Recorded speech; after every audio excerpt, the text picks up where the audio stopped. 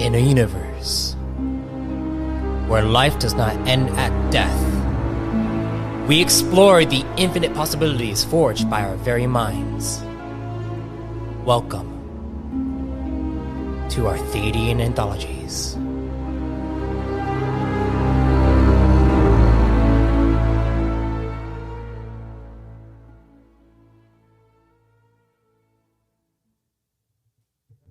Greetings, fellow travelers and storytellers. Welcome to the Arthadian Anthologies podcast, where I, MS Arthadian, dive into the ever-expanding universe I'm developing and the deeper meaning behind it all. From what you've gathered from this saga, Plasmatic Knight Deacon Tremir is an enhanced prime that is unique due to his ability to runeforge, alongside his ion state. However, his origins are still mostly unknown, with the exception of the mentions regarding his brother. In this final Reborn and Power Trilogy in Season 3, you will follow Kyver's brother to a new star system that is mysteriously linked to the coming New Age.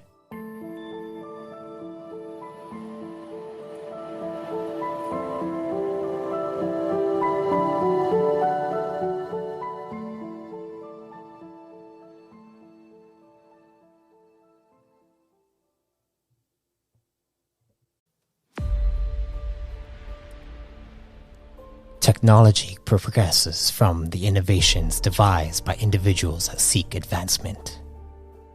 Mass adoption of these innovations is one of the goals that these so-called scientists of the core wish to succeed in.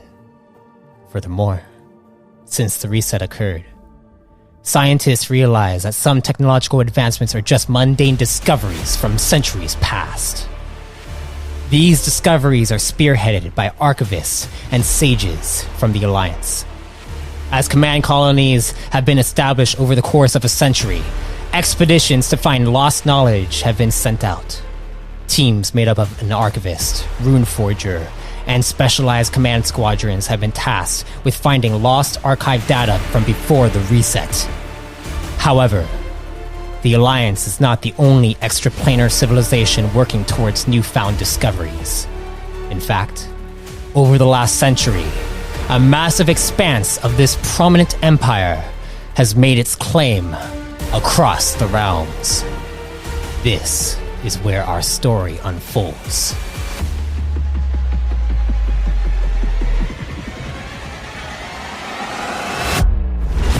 Near the cosmic membrane of the core, deep within the Synchronous realm, a colony was established by an elite plasmatic knight known as Invaz Zector. The star system this colony is found in is known as Kravion. This colonization took place in cycle 120 ACR, approximately 17 cycles before the current mark. Since Kravion's discovery, there are 5 worlds in the system that the Rin Empire has colonized, with them being known as the most energy-efficient colonies across the Rin Empire. Kravion has garnered the attention of many notable figures. Our focus, on the other hand, is on one Plasmatic Knight, one Plasmatic Sci-Knight, that began the plasmatic arts in the nebulate colonies of the Rin Empire. Assigned to a specialized directive upon placing in the top 95th percentile for all Sci-Knights, split from his only family, Deacon Tremir, and prepared for the facing challenges that await him. His name is Deacon Tremir, and this is his story.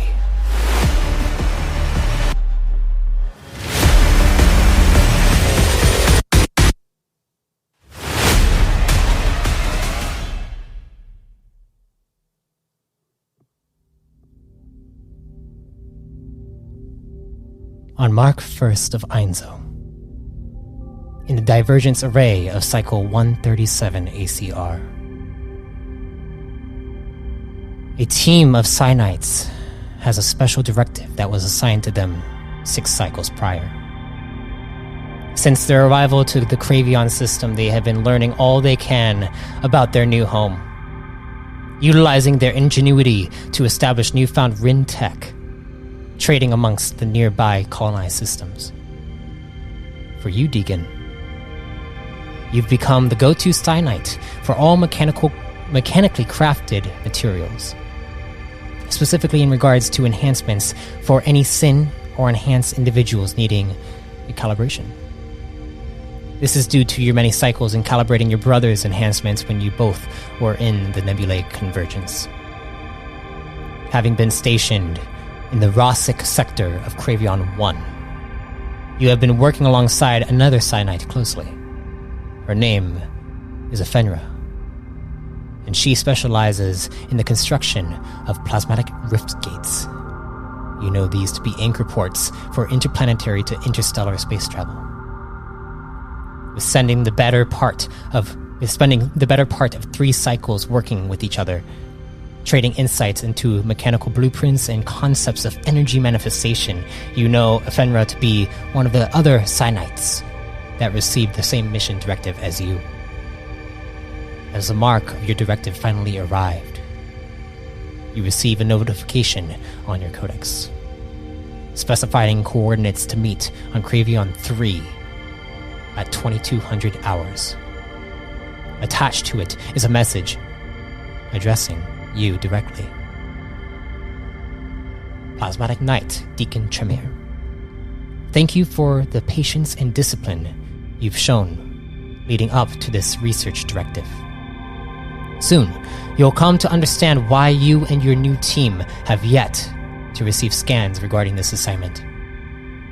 Our hope is that once this project has been completed, the Rin Empire will have a greater connection to its many thousands of colonized worlds.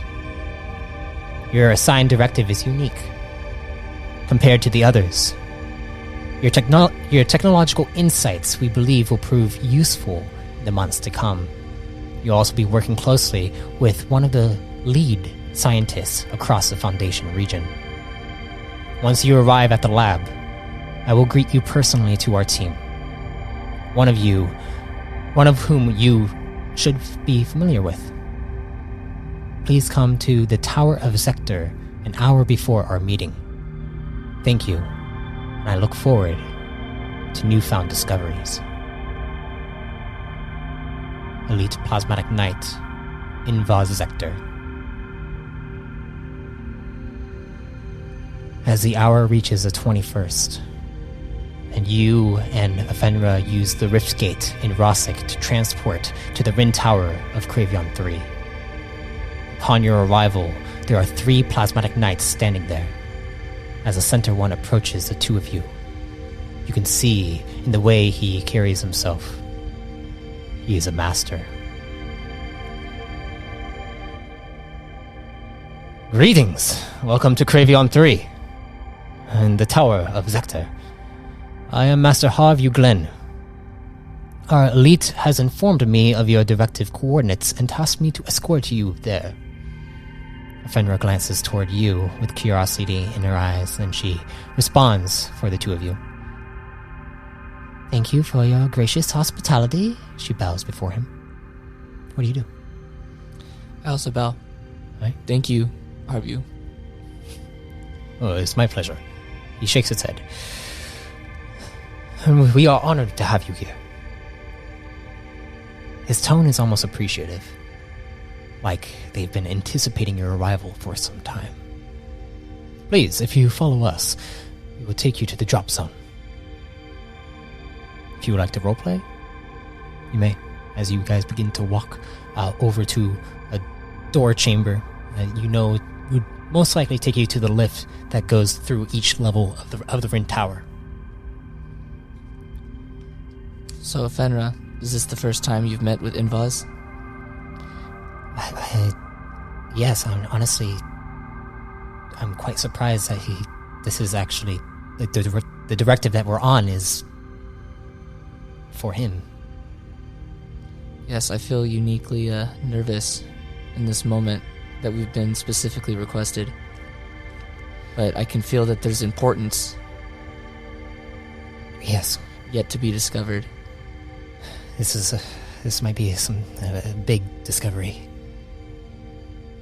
As you reach the central lift of the Rin Tower, it lowers down 75 levels until you reach the ground level. Usually, in capital towers, there are hundreds of knights walking around the hundreds of levels the tower has to offer. However, here, you've only counted a couple dozen. Exiting the lift, Fenrir looks over at you. She's like, quite odd. At Kravion 1, we have almost like 200 knights. I've only seen like, I don't know, like 30 so far. Yeah, it's quite strange. And they're all senior, if not high officials. Yeah. Should we ask? Maybe we should wait okay. until we meet it with Invaz and then inquire later. Mm-hmm. And she nods. Exiting the tower doors, stepping down the staircase leading to the landing path, where a massive paved road is designed in every Rin society where pods and vessels land to explore the rich cultural landscape. You notice that all of this is here except for the fact that there is no one walking down the path. It is empty. And usually, at the end of each landing path is a Rin Zoid, where shops, restaurants, housing... It's almost like an indoor city within a metallic trapezoid bunker is seen across the horizon.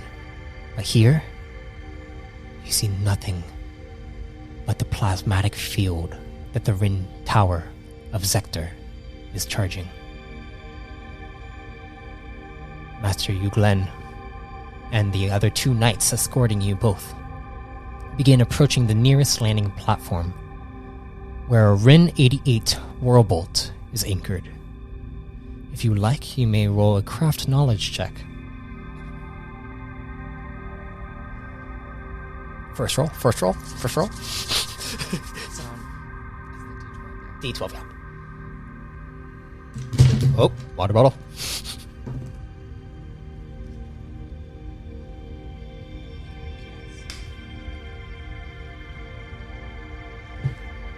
Crit. It would be the first roll. Yeah, cool. So this one, so plus 4. That's plus 12. So, 26. 26? Speaking to the mic. 26. 26, everyone. 26 for the first roll. Yeah. You know that 88 Whirlbolts are made to withstand extreme radiation and gravity, allowing them to orbit high-mass stars without causing damage to their hull. They are also tanks in space combat against ion and radiation weaponry. Makes you wonder why you're going into a ship like this. Ephenra is walking alongside you. Would you like to roleplay? You know what type of ship that is, right? You're better at that kind of stuff than me. That ship is designed to withstand the most extreme environments. We're going to explore something very important. I hope you're ready for a ride. Okay. And she nods. As you approach the vessel with them, you see the doors of it open.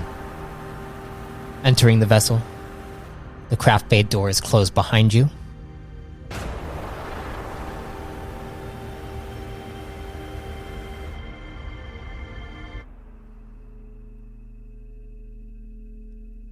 As one of the knights say, "Right this way to the lounge. We've made sure to stock up some refreshments for our trip to the drop zone." And you see Fenra is just curious about, well, drop zone has been mentioned twice now. She doesn't quite understand what it means. But you see the knight is motioning towards the left hall, where you see it's almost like there's two hallways and then one leading up to like a staircase, which looks like the cockpit, and then two hallways going down to the right and the left. But he's motioning to the left one. Looking down the the winding hall, he motions towards Fenra, begins walking that way. What do you do? Master, how long until we reach our destination? He looks back at you. He's like, the destination is probably going to be about like 40 minutes or so away. But our knight here will show you everything that you need to know inside the lounge. You can relax and enjoy your stay until we reach the drop zone. And he nods to you. And Fenra kind of like looks back at you and waits for you to join her. Okay, I continue. And the knight follows behind you. Entering the lounge, you see a couch furnished with bright sky blue cushions. On the wall to your left is a large screen that has a documentary that is muted, running about Emperor Zahn and one of his many exploits. Behind the couch is a wide kitchen area with a dining table that has hors d'oeuvres spread across it. You hear the knight from behind you say, "Feel free to help yourself to anything you'd like and make yourself comfortable." Also, and he goes over to one of the walls, and you see him place a hand on the panel, and the panel scans it, and then all of a sudden out of it are two safety harness like seats to sit down at. It's like, when the master comes on the intercom, he will announce for the two of you to please take your seat at this. The safety harness is here. And strap in. And Fenrir is like, are we leaving the world or something? More like we are entering the world. And she looks at you, and she gives you this like wide smirk, but a nervous smirk. If you like to roleplay with her, you can. You see the knight is like, he bows to the both of you, and then he begins to walk back to his station. Fenra looks over at you and is like, so it seems we are here to relax a little bit. She goes over to the table, grabs a little snack, and she begins to eat it. Sweet. Careful to not stock up on too many snacks there. Seems like we'll be in for a bumpy ride. I'm sure it's not going to be that bad. Unless, of course, they are dropping us at the drop zone down beneath the surface. Do you think this has something to do with the... She looks around, seeing if there's any cameras or any microphones or anything like that. Looking around. She's like, do you think they're taking us to, like, the ancient civilization? If anybody was going to make that discovery, it would have to be us. Well, I'm sure they've already probably discovered it, and whatever we're going down there for needs our... Special attention? Yes. That's more specifically what I meant. What do you think it is? I can't wait to find out. Any speculations? Honestly, none. There's no record besides our knowledge of what we know. The fact that it's even here is, as you checked around, supposed to be extremely discreet. Yes. Yes. Well, I suppose... I suppose one snack wouldn't hurt before we get down there. you begin to eat. As the two of you kind of snack a little bit, you try to, keep it to a minimum so that, if in case your stomach starts to rumble through this journey, doesn't come out one end or the other. It's already uneasy with anticipation. Mm-hmm. But over the course of half an hour, the two of you relax as the vessel heads to the meeting location, into this drop zone that has been mentioned several times now. Then, suddenly, in the midst of your relaxation, the intercom comes online, and you hear the voice of Master Uglen. Passengers, if you can, please strap into a safety harness nearby. We are about to pass the drop zone threshold, which can become quite problematic at times like this one. I repeat, please strap in immediately. Thank you. I go and strap in. She goes and straps in next to you, and she begins beginning to get everything all situated. You then hear a strange noise come from around you as suddenly, strapping into the nearest safety harness, a sudden jerk causes you to lurch forward and whiplash your head against the wall behind you. Roll me an endurance check. Hurts that bad.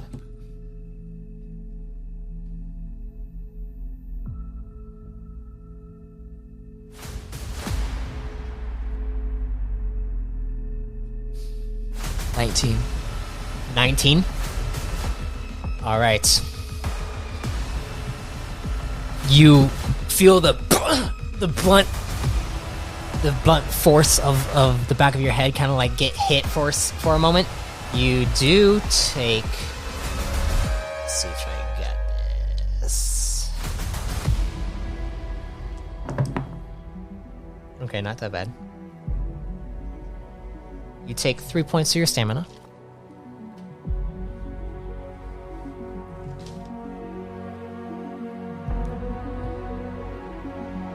Suddenly, surrounding all the electronics in the lounge are arcs of multicolored streams of energy.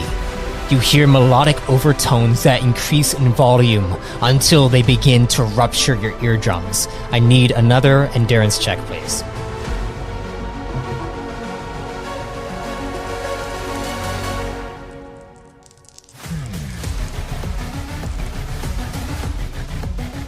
$15.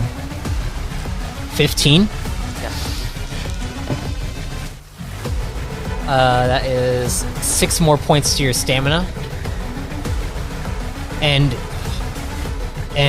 you can hear this like melodic tone, these overtones continuing to rise, but it's almost mesmerizing, everything that's going on, with all the streams of energy flowing around you. And time begins to slow.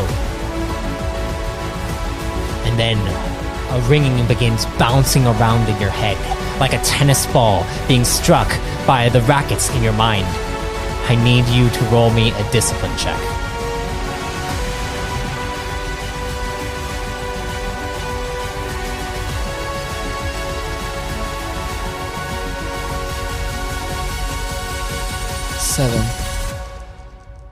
Seven?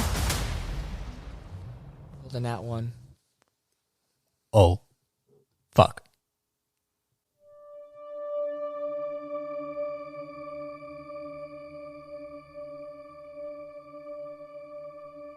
Even though you have been keeping your physicality, your mind falls into a deep fatigue. A bright white light shines in your mind's eye, but begins to shatter like glass. As the shards fall, you see before you the world you were born into.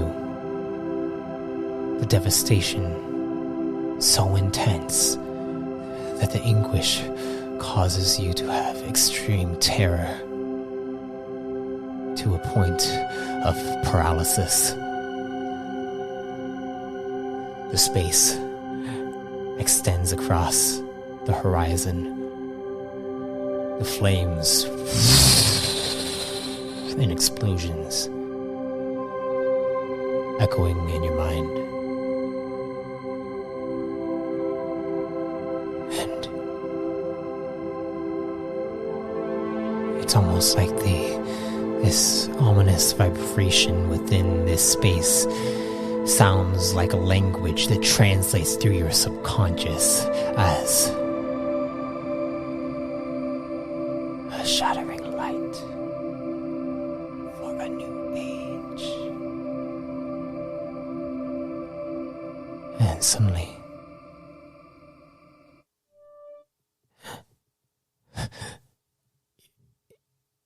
your vision comes to,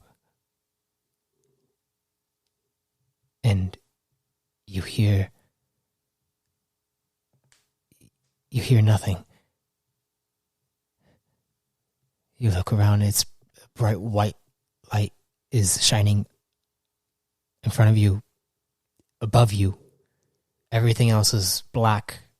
You know, when a bright, you're just staring into a bright light and you can't see anything around you. You have no feeling in your arms, legs right now. No feeling in your body.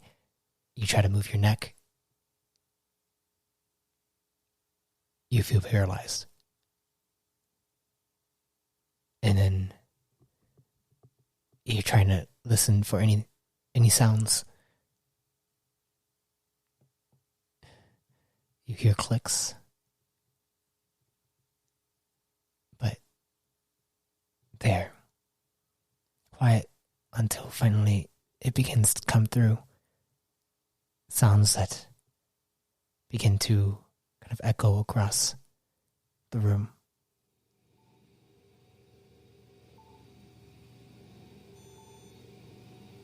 You can't feel anything.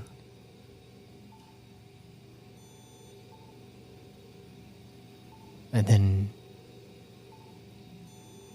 you hear as suddenly a door opens up and it stepping through, and you see a face kind of appear, like a silhouette face appearing right next to you, and it moves the light, and you see Fenra standing there. She looks at you and says, "Are you okay?" Can I speak, or? You try to move your lips. Go ahead and roll me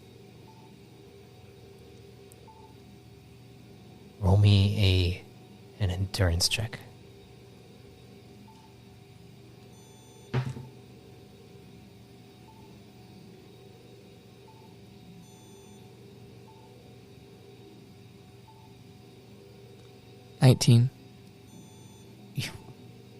You struggle and force your mouth to open, and you're able to get out probably like a few sentences, you feel like, but it's painful. What happened? I don't know. I saw a strange pattern in my eyes. I don't know what did you see something when we went through? Just light. Bright light. We're in the lab right now. I can't feel my body. Your muscles are paralyzed temporarily. There is a there is a doctor here. One of our team members is here. You've been unconscious for about 3 hours now. I'm gonna go get him. And you hear the door closes. You sit there, trying to make sense of what just happened. The door reopens. And you hear, hello?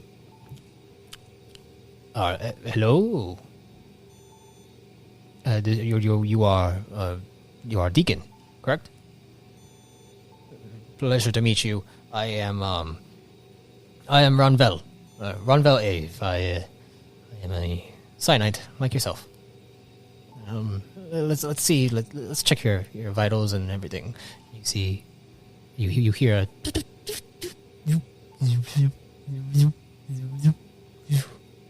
All right. It looks like you're beginning to. Well, you're fighting. You're fighting. That's for sure. I'm going to give you a shot, and you need to tell me if you can feel it, okay? And you see you hear, and he comes over to you. Go ahead and roll me just a straight fortitude.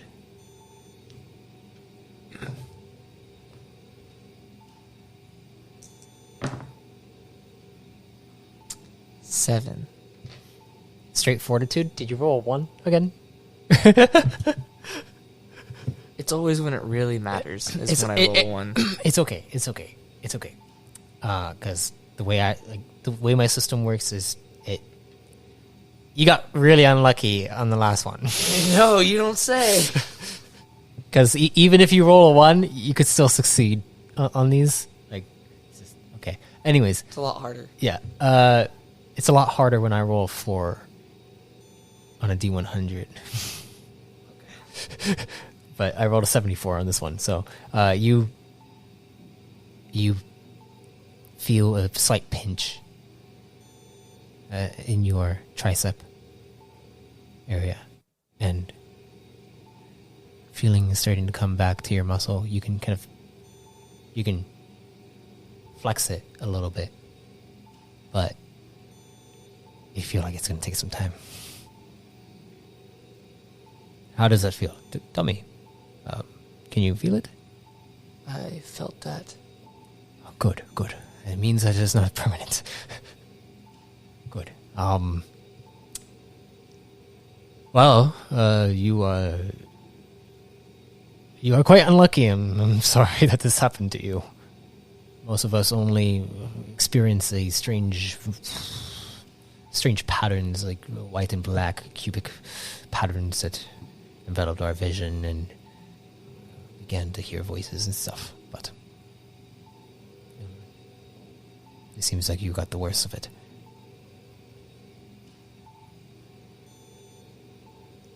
Did I die?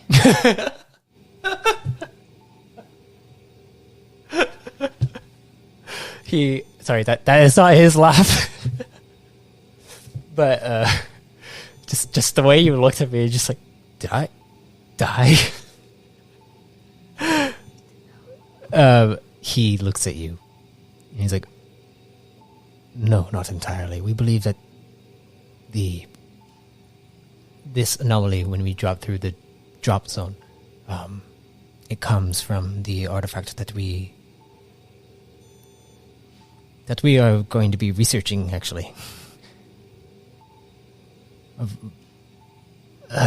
It might be best for us to gather everyone in here so that we can talk to you about what's going on. We actually already had the meeting with Invuz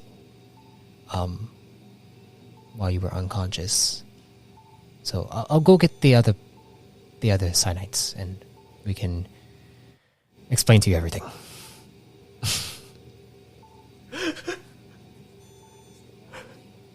And he goes out the door. I'm sorry that this happened.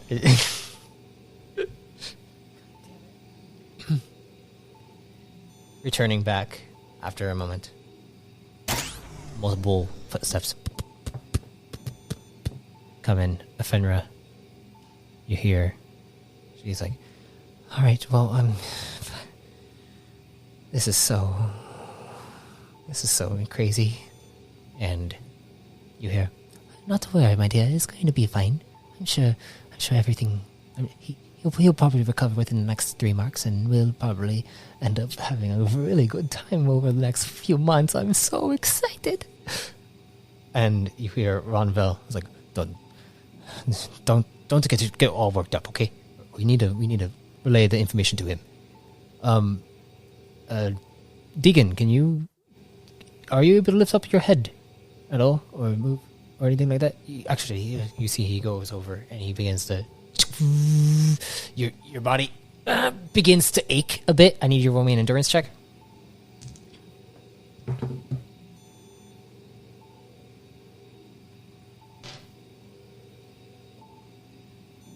It's 13. 13? It's painful. It is painful as your body begins to bend forward from this this bed is beginning to move upward. Are you gonna say anything to him? You do take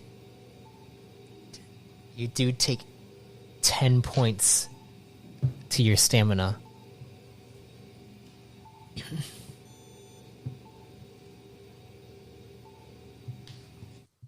And you're it's hurting. Do you say anything, or are you gonna just grunt? Okay, you just grunt. Pain. It's like, I'm sorry. Do you want me to stop? So, I'm not paralyzed to the point of no feeling. Just I'm paralyzed to the point I can't move. Yeah. Great. It's almost like over the time you're starting to get feeling back. Maybe it's caused from the shot that you got, but you are aching. It's like bad aches anytime you move. And speak. Speaking isn't very bad. It's like a pinch. It's like a pinch in your like muscles in your jaw and what, but you're able to like move your mouth a little bit. You are able to see these people. You see Ephenra standing before you. You also see Ronvel Ave and another Sci-Knight you have not met. She looks over at you. Deacon, pleasure to meet you. I am Lanya Rasik. Actually, roll me a lore check. It's gonna be pretty easy.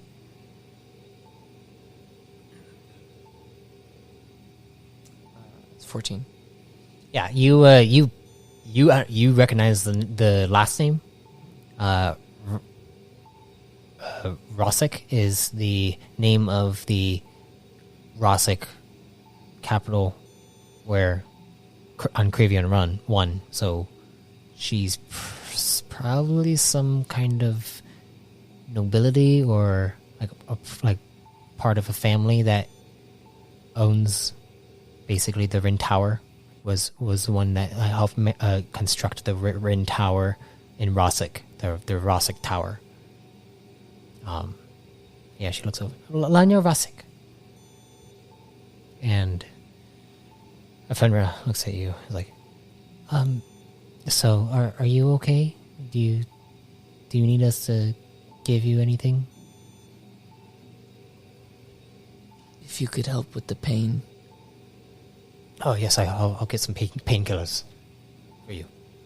And you see, he goes over and grabs another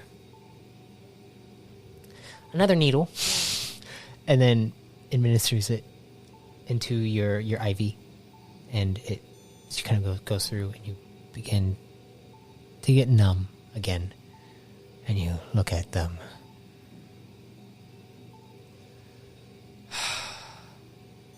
better. Pleasure to make your acquaintance, Lonya. The pleasure is mine. And she nods. So how should we go about telling him everything that we know? Fenrir looks up. It's like,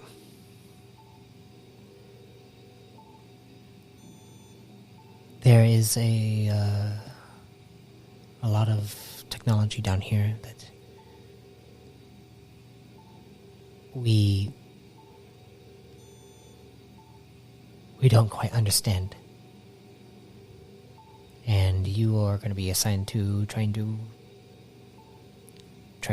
figure out how it works.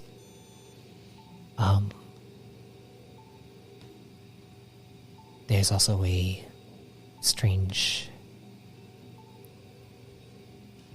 She smiles. Beautiful, strange artifacts. We don't quite understand them. But they are like a... How do I explain it? That there are 5 Tesseract objects that are just floating in the core of this world, actually. We are at the planet's core, in a laboratory. Massive. And this planet is completely hollow. And there is an ancient civilization of some kind that was here. Advanced enough to drill into the core of a world and completely excavate it and create its own self-sustaining ecosystem down here. Are these artifacts all together? They orbit each other. Did you get a scan for their base signatures? The energy is cosmic, quantum, and spark. Just like our rift gates.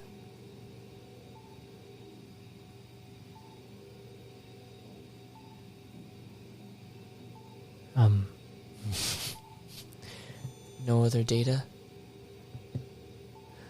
No. We have apparently, actually, they had a team around Cycle 129 that went to go investigate these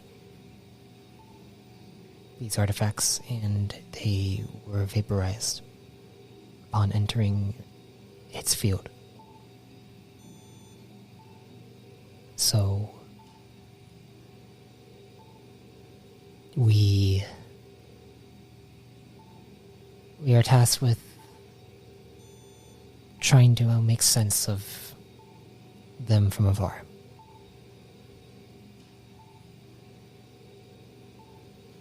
Well, vaporization would be far better than what I just went through. Yes.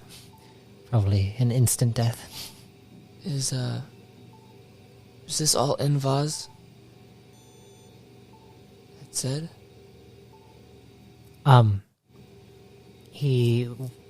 There is another team that will be joining us in this research assignment.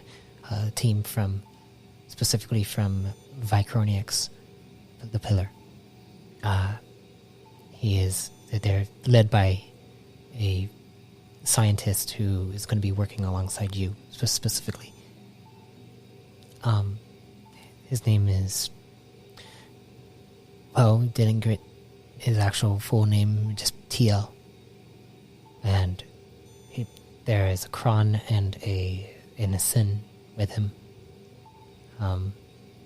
The Kron is named Marmaduke 18, and the Sin is named Reggie 12. 12. It's interesting. I don't know. They seem interesting. Marmaduke is specifically tasked to help with the excavation down on the surface of the ruins city, and he's going to be helping with. Well, apparently there is wildlife on this world, in this world. What is the orientation of this core?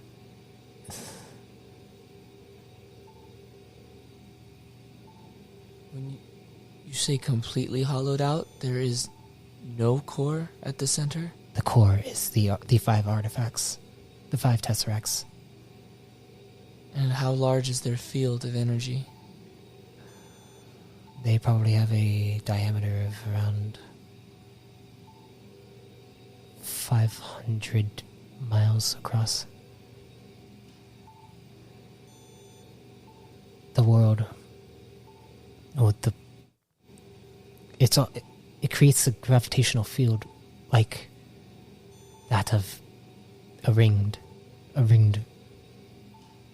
capital environment, like the one in Vo Estevez of the harbor there.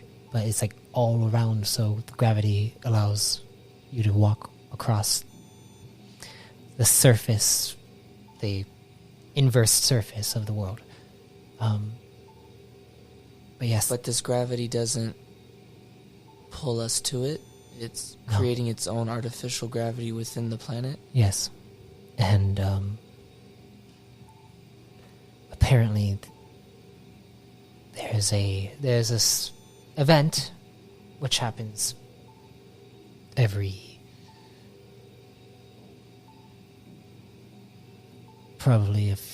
few months. There's an event that occurs where a solar storm comes in, and the artifacts absorb the energy from Kravion, the star, and it disperses the energy out to the other worlds, which is how the Kravion system is so self-sufficient. And also, apparently, there aren't any other artifacts like this on the other worlds, though. Just tunnel systems. So it may not be just the star that generates the power. It could be these artifacts. Most likely it is this, and you see Alanya is like, oh, most definitely it is these artifacts. But we can only research and examine from afar, while we have our Kron and Sin be our boots on the ground, so to speak. How up close and personal can we really get? Well, apparently there will be expeditions on the surface for us, so that we can actually explore what is going on. This is going to be a long research assignment. We're tasked with trying to learn all we can about it and see how we can probably replicate it. Because replicating this, it could mean the harvesting of not only this star's energy on another system, but all the other systems. Yes, a network. A full network connected between self-sustaining, constantly renewable energy. It's almost too much. It'll be the fundamental aspect for a plethora of new technology. Can you imagine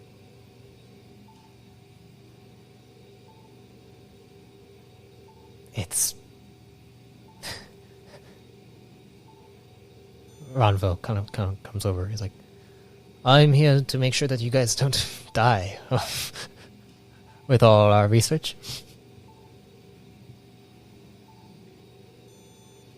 But, Seems. I mean, I do want to learn. Maybe there might be medical adaptations that can assist in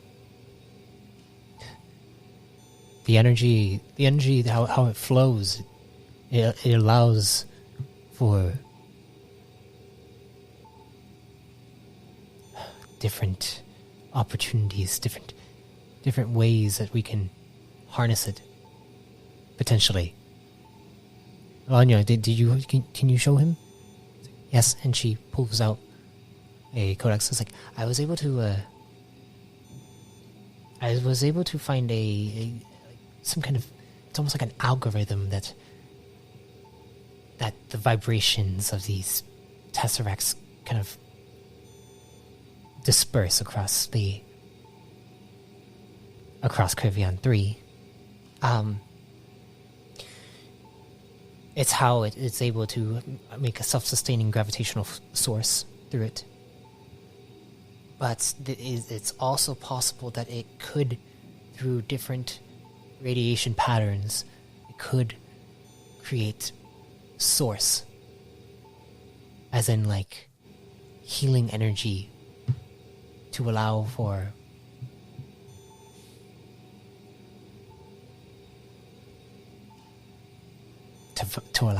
immortality for everyone that lives within its field. Based on the research and data you have so far, would you be able to tell if these tesseracts or artifacts were indeed the cause of the void anomaly as we entered this area? You see, Fenra comes up and is like, it wasn't void in nature. Whatever anomaly that comes through, it's almost as if we're passing through the field that these tesseracts give off. How come we were not vaporized? Well, we were far enough away, and also the ship. The radiation that the ship is able to protect us from.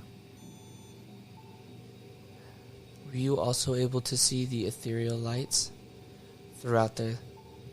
All of us actually apparently saw. Well, everyone that comes through here sees these. It's almost like they are... The radiation still penetrates through the hull of the ship. They're like this glistening white and black cubic pattern that envelops our vision. And then we all heard voices from our past as well. And then this weird echo that rippled and shattered the space that we were in. But apparently,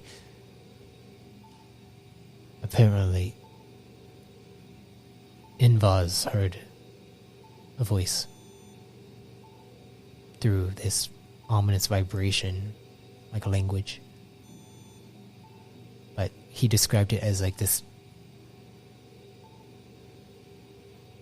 We're not sure exactly how these things are, but it said something about a shattering light for a new age, which is exactly what you heard.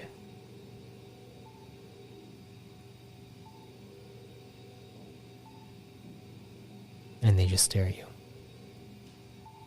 Why would you know that? It was Invaz that heard it.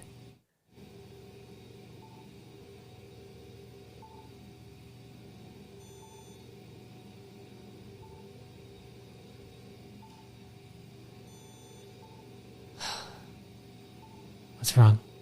Fenrir says. I'm overwhelmed. And disappointed I can't be of more assistance right now. I'm sure, well, take your time to rest. The other team hasn't arrived just yet. But once they do arrive, we'll be beginning everything. And I believe Invaz wants to speak to you privately about some things as well. And when you see the laboratory,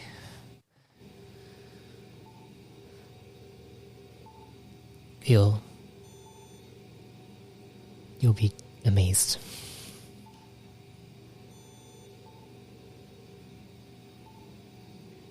Okay. And she goes and pats your shoulder.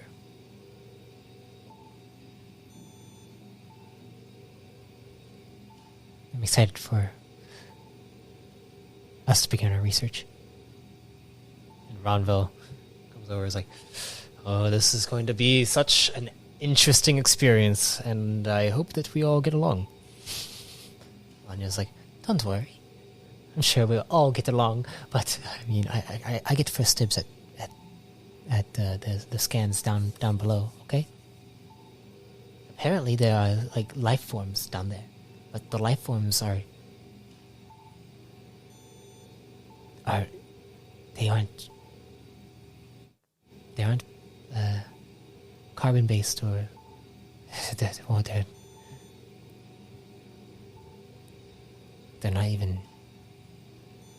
not like what we are. So we'll just leave it at that. Yeah, I mean, it might be a little bit scary down there, so we'll have to keep our guard up if we're going down there.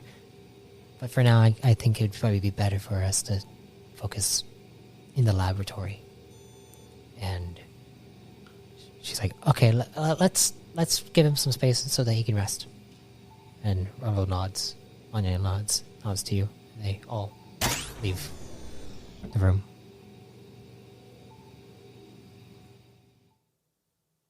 As you sit there, thinking about all of what you have learned thus far,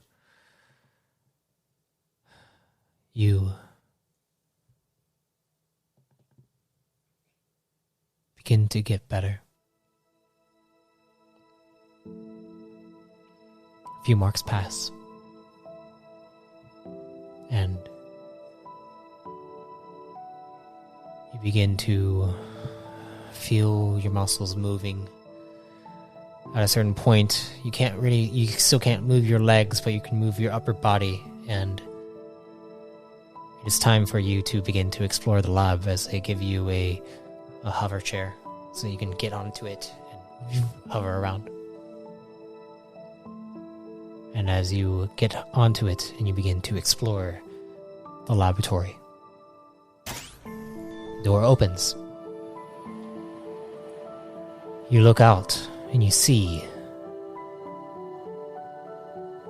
you are inside this long, circular hall that lights up with lights at the bottom, and everything is just glass around you, like thick glass, but you are able to see the lights, these purple and blue lights stemming from across all around you. Outside of this lab, you see towering structures that some of them have crumbled and decayed over time, but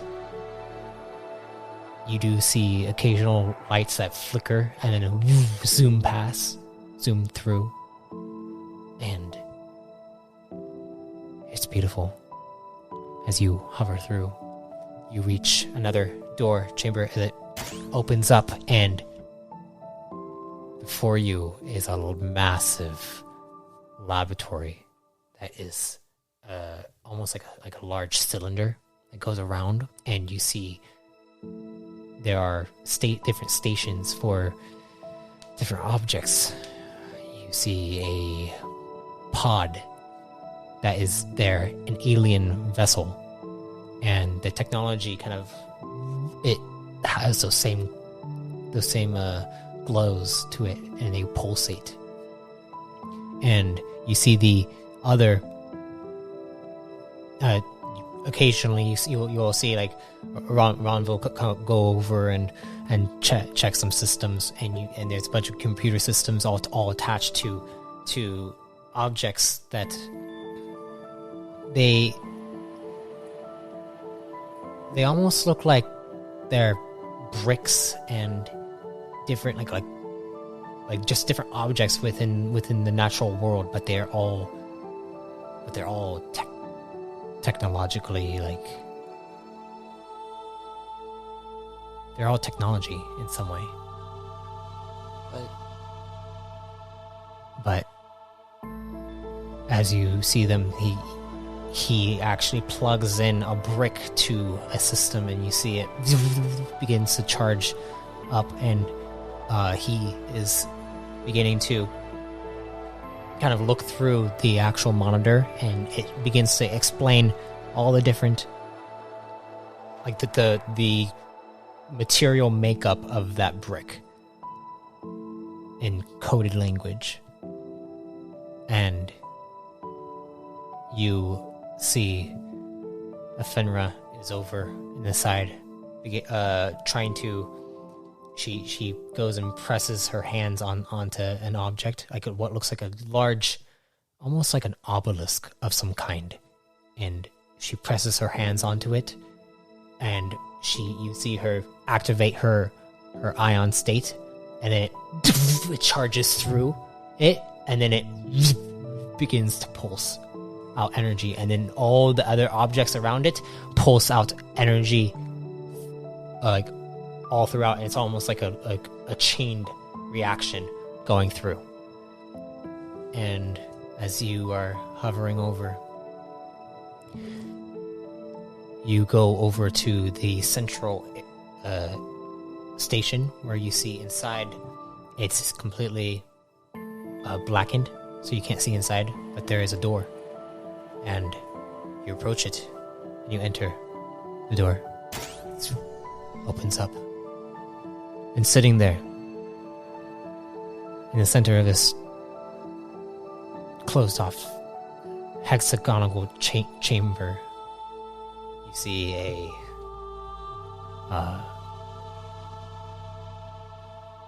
this man. He has this long black hair that goes down to around his torso, and his eyes are this bright blue, and he has rather pale skin, and he looks at you like, "Hello, Deacon. Glad that you are finally up." I'm improving. Good. I wanted to speak to you. Speak to you specifically about your role here. You'll be working closely with Temp Lontex, better known as TL. He's actually one of the top scientists on Vicroniax currently.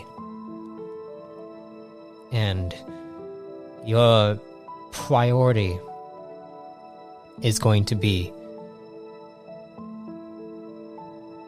trying to figure out how these objects throughout this world is created. Because we believe that those tesseracts, these artifacts, they're creating them. Who's they? The artifacts. the artifacts themselves are creating artifacts. Creating the objects surrounding the entire civilization. The objects in the laboratory? Well, we did have some expeditions down on the surface, and we brought them up here to study them. But how they are made is another thing entirely. They seem to be interconnected, with no physical tether. Like interacting with one another. Yes. We believe it has something to do with the quantum realm, perhaps. But could this be the life that Fenra and Lonya were referring to? Oh no.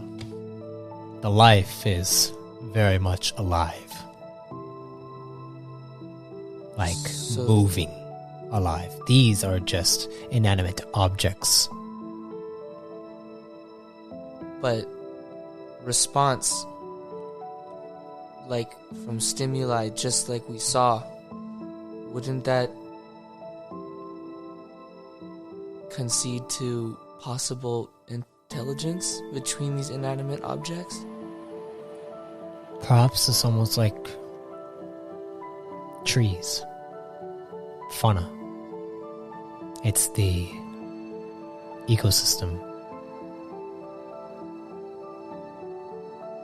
You'll probably make more sense of it once you reach the surface. The team that TL is bringing, they will be arriving shortly, within the next mark. And you will get to go to the surface first with them. Invaz, if I am to be correct, and there is life down here, wouldn't this be incredibly dangerous?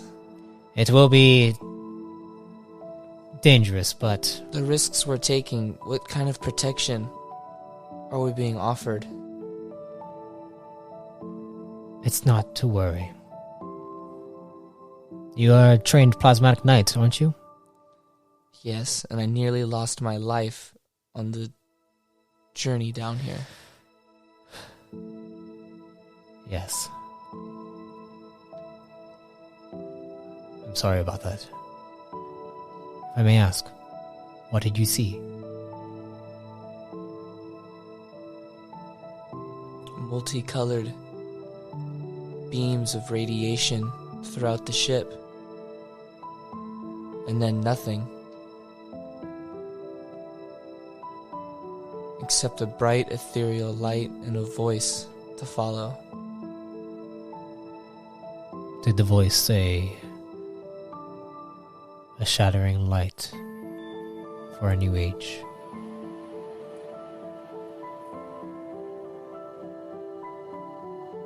As you nod, he looks down. To understand this, we're going to need to... It's almost like the Tesseracts are communicating with us.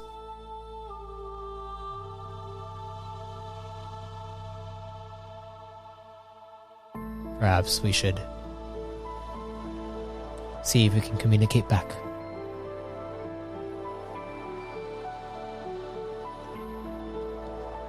So, once your legs are healed,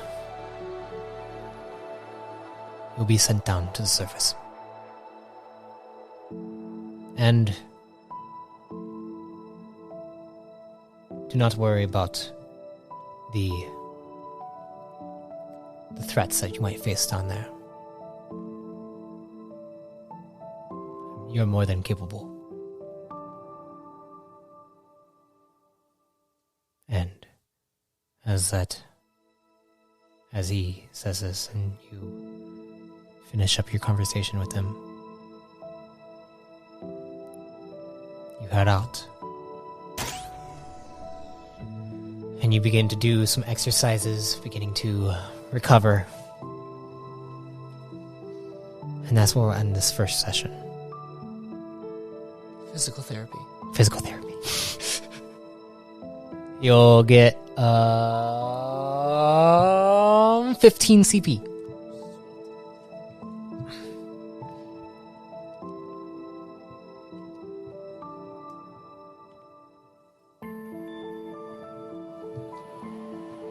Thank you all for listening to this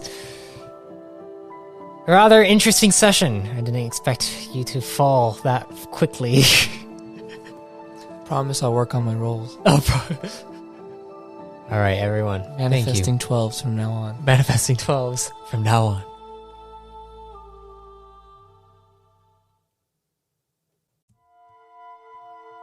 I thank you for listening to this session. Deacon will return next week for his expedition to the surface of Kravion 3. If you are just now joining the anthology, check out our theateranthologies.com for more content that expands this new expanding universe. You can also support the creation of this podcast by donating through the link found in the description of this episode. Until next time, travelers, be safe, stay safe, and if death comes to you, may you be reborn in power.